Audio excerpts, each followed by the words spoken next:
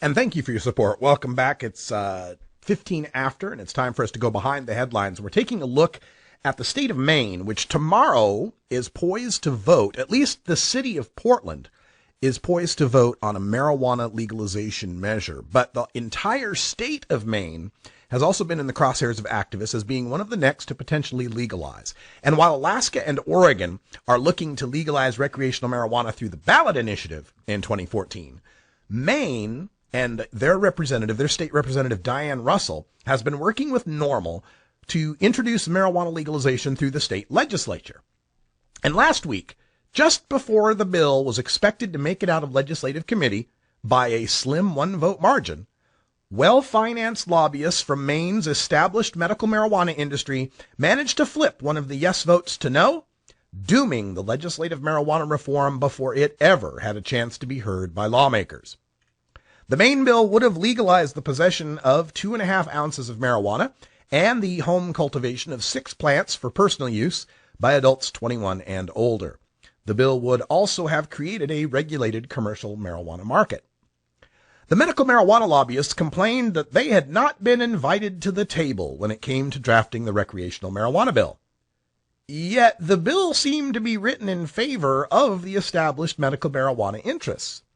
Existing dispensaries and Maine residents were given the first dibs on the recreational marijuana licenses, similar to how Colorado's Amendment 64 gives deference to their existing dispensaries. Diane Russell, when she was asked about this, said, quote, "Today, corporate and profit-driven interests shunned Maine's economic future and shut down the prospects of a new bill to regulate marijuana. For the record, 5% of tax revenue from the new bill would have gone to ensuring low-income Mainers could afford their medical marijuana. Profits seem to be more important than patients, and that's just wrong." End quote. Additionally, Representative Russell's bill would have funded the hiring of new drug recognition experts to help enhance highway safety. It would have helped to fund a Drugs for the Elderly program. It would have improved addiction treatment. It would have provided medical marijuana for low-income people, and it would have launched a marijuana youth prevention task force. And yet the lobbyists behind the medical marijuana industry, perhaps worried about their monopoly on prohibition-priced marijuana, used their lobbying muscle, money that they made by selling marijuana, to lobby to get that bill killed.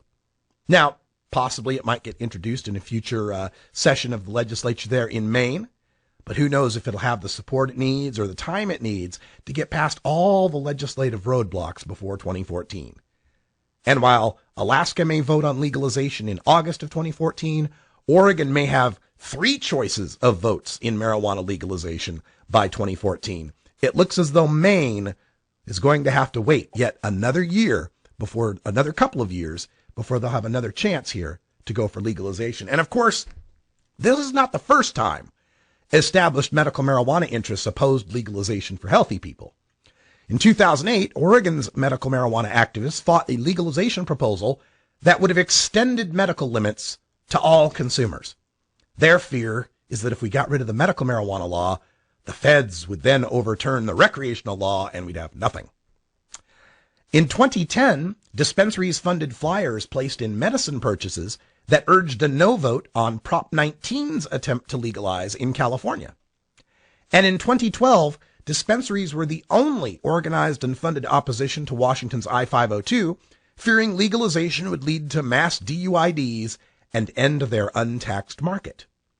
And even in Colorado, where dispensaries were given every advantage in the emerging recreational market, a handful of medical marijuana activists fought against Amendment 64. Now, perhaps with the nationwide Gallup poll and even the public policy poll in Texas hitting 58% support for outright legalization, maybe the next wave of states to legalize after 2016 can bypass medical marijuana altogether. Because what I've found in all my history here of working in marijuana reform, recreational marijuana consumers always vote for every medical bill that comes up, for every decrim bill that comes up.